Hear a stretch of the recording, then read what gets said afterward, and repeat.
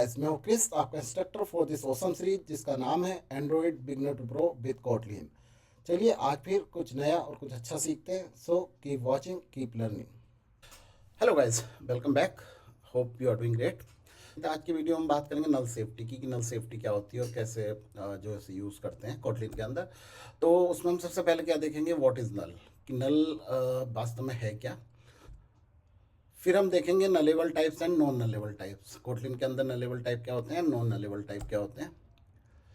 Check for null condition, right. So अभी जो है कोटलिन कुछ तरीके देती है जिसके थ्रू आप जो है नल पॉइंटर एक्सेप्शन आपकी अवॉइड कर सकते हो आप। तो वो उसका एक क्या तरीका होता है, एक तो कंडीशंस में आप जो है नल को चेक करें। दूसरा तरीका होता है आपका safe call operator, question mark dot operator. If you remember, जब हम ऑपरेटर की बात कर रहे थे तो मैंने बताया था इसे हम जो है कब देखेंगे, इस ऑपरेटर को हम तब देखेंगे जब हम नल सेफ्टी पढ़ रहे होंगे। नेक्स्ट तरीका होता है एल्विस ऑपरेटर। अगेन ये ऑपरेटर भी हमने देखा था कि हम जो है नल सेफ्टी के टाइम पे देखेंगे, तो अभी हम इसे देखेंगे कि ये एल्विस ऑपरेटर क्या है और कैसे काम करता है। एक्सक्लेमेशन, एक्सक्लेमेशन, दो एक्सक्लेमेशन मार्क लगा के इसे हम जो है बैंग ऑपरेटर भी बोलते हैं, इसके बारे में भी हम देखेंगे। देन सेफ कास्ट, फाइनली हम देखेंगे सेफ कास्ट। एक तो ये देखेंगे पहले कास्ट क्या होता है, फिर दूसरा देखेंगे सेफ कास्ट क्या होता है। तो चलिए, to see this points in action let's move to intelligence. Okay, तो अभी मैंने क्या किया है यहाँ पे कि मैंने एक पैकेज बना लिया null safety to save the time, ठीक है। और उसमें मैंने एक क्लास बनाई है नल सेफ्टी एग्जाम की। तो मेन के अंदर हम क्या कर रहे हैं, इस तरह से जो है अपना ऑब्जेक्ट क्रिएट कर रहे हैं। तो आप जो देखोगे जनरली, जिससे यूजुअली हम लोग ऑब्जेक्ट बोल देते हैं, ये बेसिकली ऑब्जेक्ट नहीं है, ये क्या है, इसे रेफरेंस बोलते हैं। और रेफरेंस कैसे काम करता है, इसके लिए क्विकली एक बार एक डायग्राम देख लेते हैं। ओके, तो अभी आप अपनी स्क्रीन पे एक डायग्राम देख रहे हो। तो बेसिकली ये डायग्राम क्या है, ये मेमोरी के अंदर रिप्रेजेंटेशन है आपका रेफरेंस का। तो जो रेफरेंस जब हमारा क्रिएट होता है तो उसके अंदर दो चीज़ें होती है। एक तो रेफरेंस का अपना एड्रेस होता है मेमोरी के अंदर, कि भाई वो मेमोरी में कहाँ पे क्रिएट हुआ है।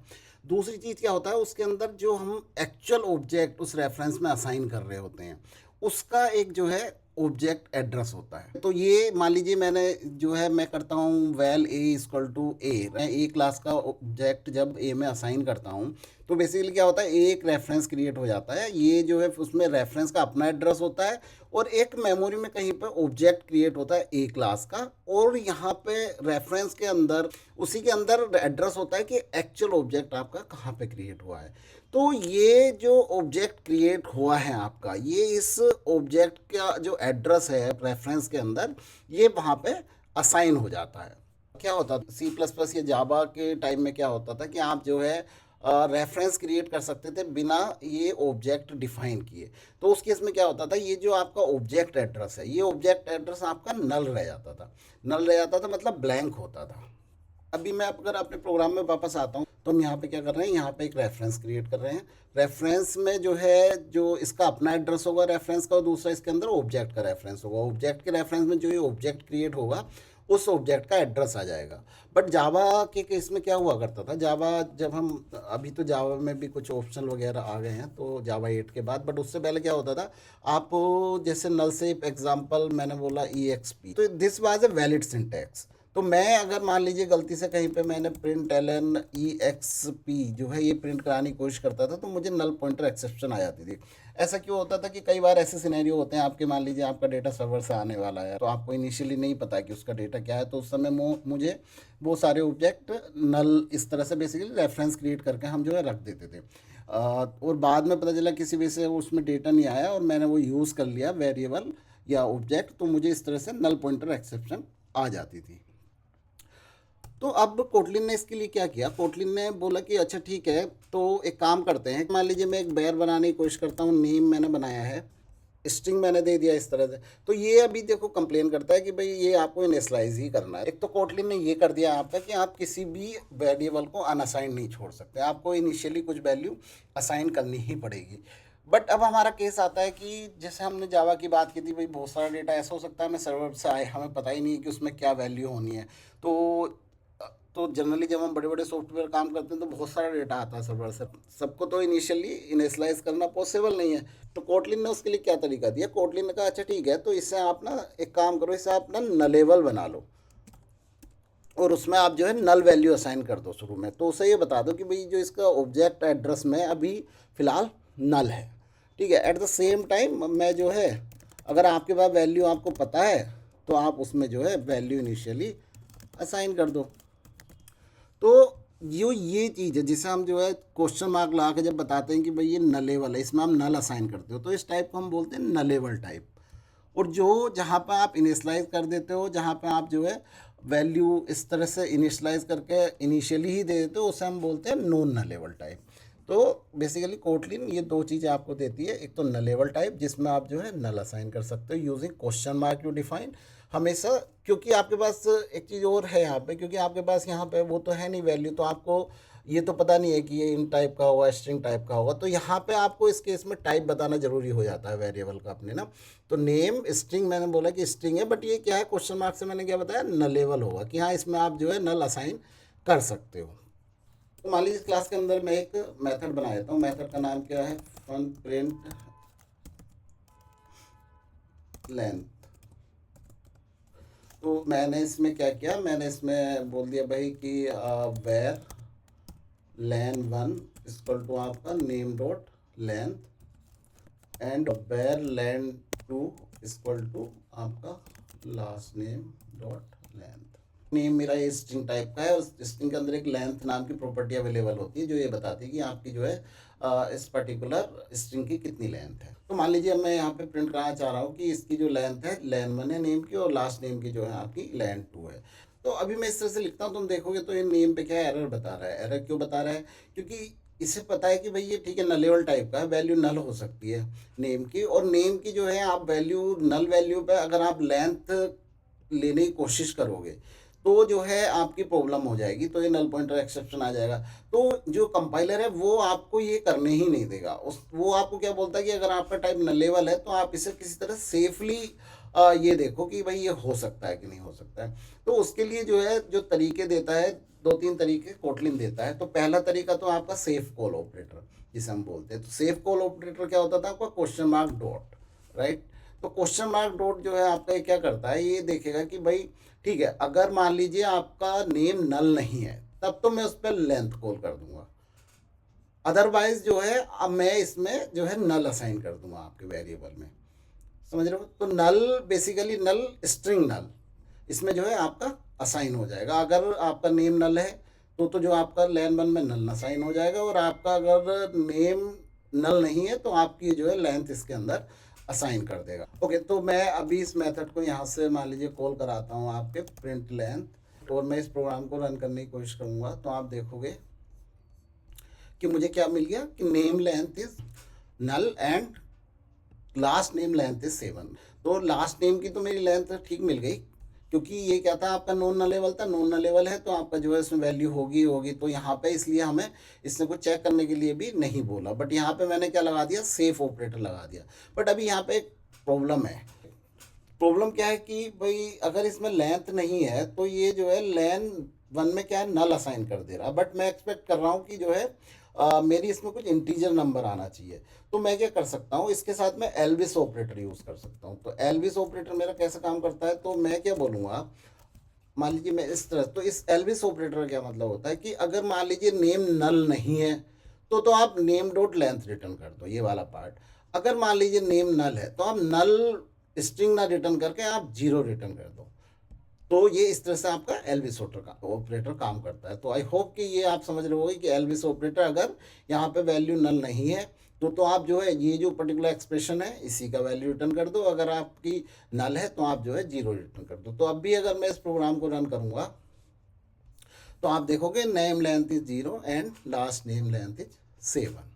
तो ये आपके दो तरीके हो गए, एक तो सेफ कॉल हो गई, दूसरा आपका एल्विस ऑपरेटर हो गया।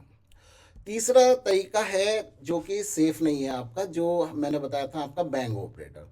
तो बैंग ऑपरेटर कैसे काम करता है, तो आप इसे क्या कर सकते हो, यहाँ पे सीधे सीधे आप बैंग ऑपरेटर का यूज़ कर सकते हो। तो बैंग ऑपरेटर आपका क्या काम करता है, जो नलेबल टाइप है उस नलेबल को क्या है नॉन नलेबल में कन्वर्ट कर देता है। तो इसकी ये वैल्यू बेसिकली एक्सेस करने की कोशिश करता है। तो अगर मैं इसे भी रन करूँगा तो देखोगे आप कि मुझे क्या आ गया, नल पॉइंटर एक्सेप्शन आया। क्यों? क्योंकि मैंने इसे नॉन नलेबल टाइप में कन्वर्ट करने की कोशिश की है, और इसमें जबकि मेरा नेम में क्या था, नल था।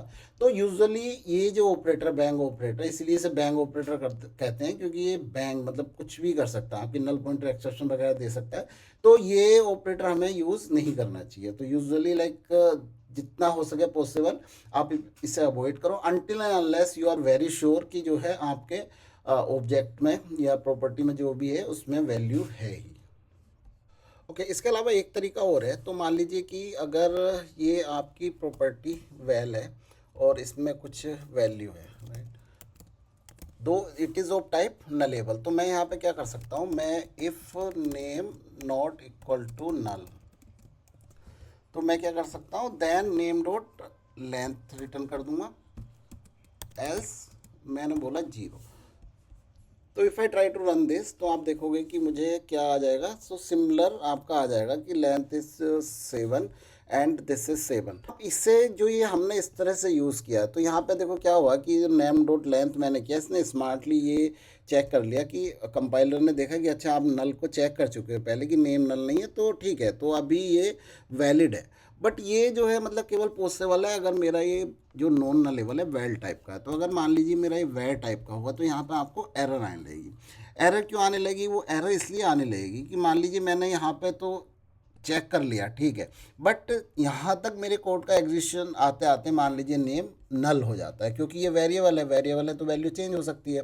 तो इसमें आप जो है नेम में किसी ने, अगर किसी थ्रेड ने या कहीं और से आपने नेम में नल असाइन कर दिया, तो ये फेल हो जाएगा। तो इसलिए जो स्मार्ट चेक है, ये स्मार्ट चेक केवल आपको वेल टाइप के वेरिएबल्स पे ही मिलेगा, ताकि कंपाइलर आपका श्योर होता है कि भाई ये चेक करने के बाद जो है, जब आपने इसे यूज़ किया है तब तक इसमें कोई चेंज नहीं हुआ है। ओके, तो हमने देख लिया कि हमारा नल क्या होता है। हमने nullable type, non nullable type भी देख लिए हैं। हमने सेफ कॉल ऑपरेटर देख लिया है, एलविस ऑपरेटर देख लिया है, इफ एल्स कंडीशन के थ्रू कैसे हम चेक कर सकते हैं वो भी देख लीजिए। अब हमारा लास्ट पॉइंट बचता है सेफ कास्टिंग। सो सेफ कास्टिंग के लिए मैंने क्या किया, एक क्लास क्रिएट कर लिया जिसका मैंने नाम क्या दिया है, बेसिकली सेफ कास्ट एग्जाम्पल यहाँ पे दिया। तो मान लीजिए मैं इसके अंदर जो है 3 क्लासेस बनाता हूँ। पहला मेरी है class A, so this is open class. फिर मैंने मान लीजिए बनाई class, this is not open, so class B, ये एक्सटेंड कर रही है क्लास ए को। लास्ट मैंने बनाई है आपकी क्लास सी, ये जो है मेरी इंडिपेंडेंट क्लास है। तो मेरे यहाँ पे 3 क्लासेस हो गई। अब मान लीजिए मैं मेन में जाता हूँ, एक मेन बना लेता हूँ। तो मैं एक ऑब्जेक्ट बनाता हूँ val B of class B, एक मैं बना लेता हूँ val C of class C. तो अब मान लीजिए मैं कोशिश करता हूँ बेल ए, एक मैं ए का ऑब्जेक्ट बनाना चाहता हूँ, ए का नलेबल ऑब्जेक्ट, और मैं क्या बोलता हूँ उसे इक्वल टू, ठीक है, बी एस ए। तो मैंने यहाँ पे क्या बोला, बेसिकली इस चीज़ को हम क्या बोलते हैं, कास्टिंग बोलते हैं। हमारा जो है रेफरेंस किसका, क्लास ए का है, बट मैं उसमें जो है ऑब्जेक्ट किसका, बी का असाइन करना चाह रहा हूँ एज ए। अब क्योंकि बी जो है आपका ऑब्जेक्ट है बी क्लास का, जो कि चाइल्ड क्लास है किसकी, क्लास ए की, तो ये हम जानते हैं कि जहाँ पे हमारा जो है पेरेंट यूज़ हो रहा है वहाँ पे हम चाइल्ड यूज़ कर सकते हैं। तो ये हमारा ठीक ठाक काम कर लेगा।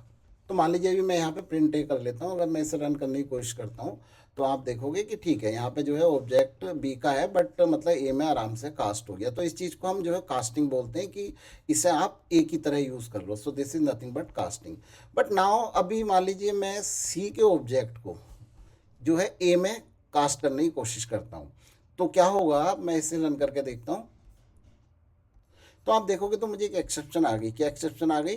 कि भाई class cast exception, right. Class cast exception मतलब जो क्लास के टाइप हैं वो एक दूसरे में बेसिकली असाइन नहीं हो सकते, यानी कि जो सी टाइप का जो ऑब्जेक्ट है वो ए में असाइन नहीं हो सकता। और ये आपका रन टाइम पे चेक हुआ। तो रन टाइम पे अगर इस तरह से ये मिसमैच होता है, तो आपका क्या है, एक्सेप्शन आती है और आपका प्रोग्राम जो है होल्ड हो जाएगा। तो इसे अवॉइड करने के लिए जो है एक सेफ कास्टिंग इसे बोलते हैं। तो जो है कोटलिन क्या देता है, आपका सेफ कास्टिंग देता है। तो जो आपकी एज जो कास्टिंग है, जो कास्टिंग ऑपरेटर है, इसके आगे मैंने जो है क्वेश्चन मार्क लगा दिया, तो इसे हम बोलते हैं सेफ कास्टिंग, राइट। तो मैं इसे यहाँ पे रन करने की कोशिश करता हूँ, तो देखोगे आप क्या आ गया, यहाँ पे नल आ गया। तो मेरी कोई एक्सेप्शन नहीं आई। यानी कि इसने क्या किया कि भाई अगर ये कास्ट हो सकता है तो ठीक है, नहीं हो सकता है तो इसने जो है इसमें नल असाइन कर दिया। तो इस तरह से आपका जो है सेफ कास्ट ऑपरेटर या सेफ कास्टिंग आपका वर्क कर सकता है। होप कि आपको इस वीडियो में मज़ा आया। Thank you for watching, have a good day. Hello guys, उम्मीद करता हूँ ये वीडियो आपको पसंद आया होगा, इससे आपको कुछ नया सीखने को मिला होगा। अगर आपको ये वीडियो वास्तव में पसंद आया तो मेरे चैनल को सब्सक्राइब कीजिए, वीडियो को लाइक कीजिए, ताकि मुझे मोटिवेशन मिलता रहे आपके लिए नए नए और अच्छे अच्छे वीडियो बनाने के लिए। तो कीप वॉचिंग, कीप लर्निंग। मिलते हैं एक नई वीडियो में नए टॉपिक के साथ। Thank you.